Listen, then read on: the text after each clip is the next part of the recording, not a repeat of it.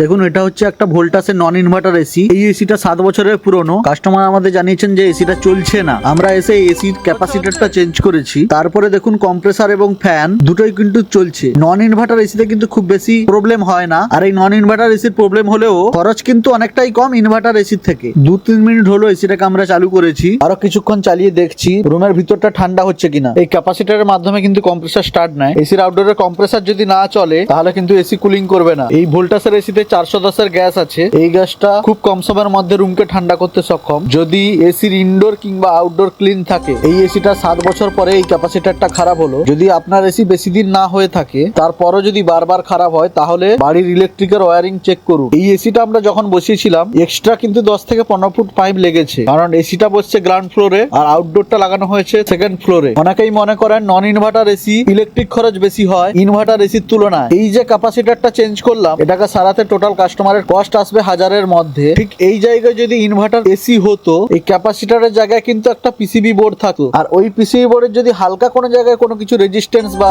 Capacitor খারাপ থাকতো, approx আপনি ধরে নিতে পারেন 10,000-এর কাছাকাছি খরচ। আর এই সব নন ইনভার্টার এসি হালকা ভোল্টেজ ফ্ল্যাকচুয়েট হলেও চালিয়ে নিবে, কোনো ব্যাপার নয়। কিন্তু ইনভার্টার এসির ক্ষেত্রে ওসব হবে না। এসি আপনি যে কোনো ব্র্যান্ডের নেন না কেন, এই ইনভার্টার সার্কিট বোর্ডের কাছে কোনো কিছুরই ভরসা নেই। এরকম ইনফরমেটিভ ভিডিও পেতে চ্যানেলটিকে সাবস্ক্রাইব করুন।